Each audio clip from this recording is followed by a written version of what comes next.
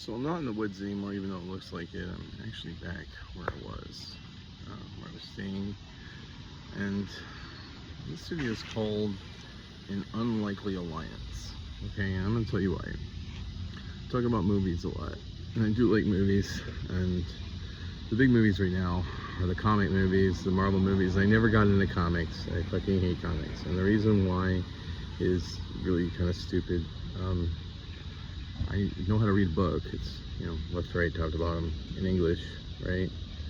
But like comics, it's kind of all over the place. I never know which individual frame to look at first.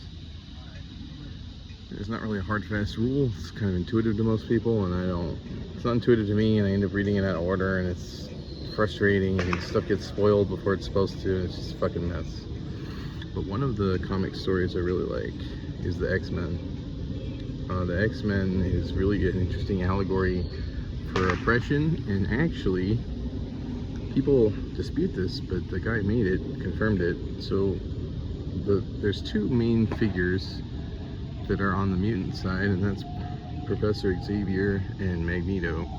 And Professor Xavier is based on Martin Luther King, and Magneto is based on Malcolm X. And it's interesting because both of them have reasonable philosophies about how to deal with things, right?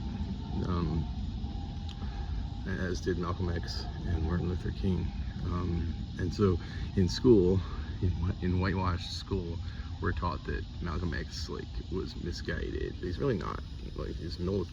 He had a, and honestly, where we look at we are today, Malcolm X would have been more effective than Martin Luther King, right? You couldn't solve it with peaceful protests. We're still in the same boat. Not that what Martin Luther King did wasn't important, but look, it's hard to associate at Malcolm X when you look at the way things are now.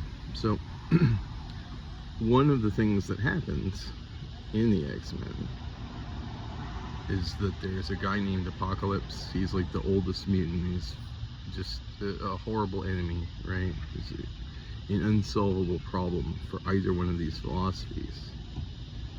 And they're not adversaries, but they're rivals. They disapprove of each other's philosophies. They believe each of them believes the other one is misguided, and they unite. So Professor Xavier and Magneto team up. They basically say, look, we've got to put aside our differences and solve this big problem because it will benefit both of us and all the humans too. So anyway, here's the thing. I don't hate you guys. You guys clearly hate me. And the reasons aren't important. But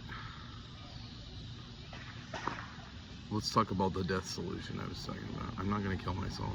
I can't. I can't do it. Not because there's times that there's been times I want to die, but I don't want to be the one to do it, right? So the only other way would be if someone killed me, and it looks like Steven doesn't want to kill me. I've asked him many times during this just to end my suffering, and he sometimes ignores it, or sometimes he sends people to make sure I'm okay, which is puzzling. And so anyway, this is what I'll say. We have to solve this problem. I can't live in a homeless shelter forever. And if I die, even though it wasn't because of the hitman, because the process, this is a result of it, it will mean higher sentences for anyone who gets convicted. And also, you guys won't necessarily get convicted. I don't even think you've been charged yet. So you could get a good lawyer. You have a lot of wiggle room to get out of this scot-free. I don't know if you're aware of that. A jury of your peers, the justice system errs on the side of a false negative, right? So you're not going to get convicted falsely. You could probably get out of it falsely. So this is what I'll say. All of us are alive. None of us are dying anytime soon. And we have to exist in this world. We can exist separately, I think, if we can come to terms on how to do that. So I thought of something. The best I can do is I can leave the country. I have another place I might be able to go. I get a work visa with a friend and start a life over there. And maybe you guys could leave me alone, because I'd be totally far away from everything you ever were near. I could give up citizenship and join the citizenship of that country, even though I really love them. It's American problems, but I love my country. I love the principles it was founded on for real, not what people say it was, you know. And I think the people of America are good. I think the government's a little bit corrupt sometimes, but that's another story. And so I think we've got to come up with a solution, because if I die struggling to fight against you guys, I lose because I die, and you lose because I die. You don't want me dead, even if you think you do. Steven's smart enough to know that it's bad for everybody. And Steven is more, like, really more powerful than any of you guys, so he should be the leader, right? So he should be the Magneto, right? And I'm almost bald, so I could be the Professor X. We should put aside our differences, get through this. I don't want to see anyone's life ruined, okay? Here's the reality. I think Ethan's got some fucking problems. I think he's a psycho, but I also think he's a brilliant engineer. He worked with his dad to help build water filtration PLCs to help people in China get clean water. Okay, that's a good thing.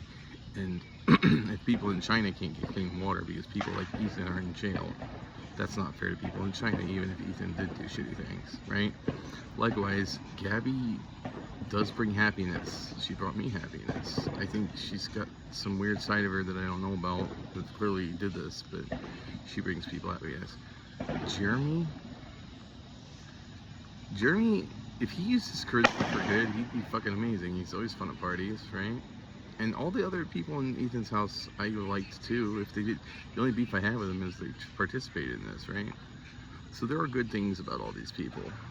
And there's a lot of good things about me too, even though you guys, like, I guess at this point it's what you think I'm ugly.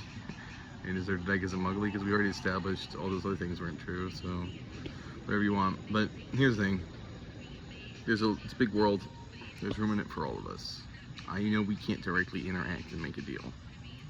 But I also know that Steven and Gabby have pull with people in this town. And I'm just saying, if magically I was approached by someone where I could know, but not really know, that they represented your interests, they could come to me and say, Aaron, I know you're having a rough time, and I know you're trying to solve how to move forward.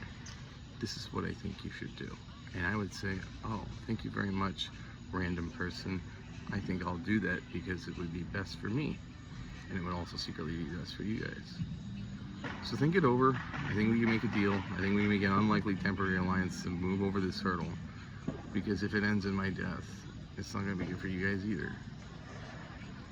And I'm going to say it all the time. I know, like, Gabby thinks, like, if I can't talk about it, it goes away. It's not. Like, there were a lot of mess-ups in that event.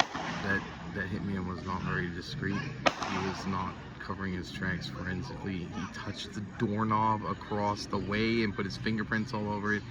There's cameras all over the property. And even if you had pulled with that Airbnb guy and the Airbnb guy knew about it, there's a ton of Airbnbs. Not all of them turn their cameras off. I promise you there's footage of that in pulling in. All this shit, it's a problem. Killing me doesn't erase any of that. Putting me in state hospital doesn't erase any of that. Getting me incarcerated for whatever you want doesn't erase any of that. You guys are going to have to figure out your end by yourselves, and hurting me is going to hurt your end. So let's find a way we can work together. I apologize about that noise. There's a different kind of rumor around here. These rumors fight wars with each other every night, and they shoot each other, or at each other, but listen. You don't have to worry about them because they're basically like gangsters with the aim of stormtroopers. I see them shoot each other all night. Yeah, nobody's ever died, nobody's ever gotten aimed. To hear that, they're shooting stuff, but it's not really gonna. It's like for scaring each other, I think, or maybe just for showing that they're important. I don't know. But yeah, they just drive around like Mad Max and shoot guns at each other. So I don't even know if it's like. I wonder if it's like a political thing, if it's like a game, like the different gangs get territory if they win the night's roaming. I don't know. There's a lot of this stuff I didn't understand before I started looking at it. But anyway, sorry for the noise. I think we should do this. Nobody wants this to go on. Everybody's getting angrier and angrier and angrier. Nobody wants to be angry. Let's just find a way to fix it the best we can. And I think we have the best chance of fixing it the best we can if we all work together. Thanks.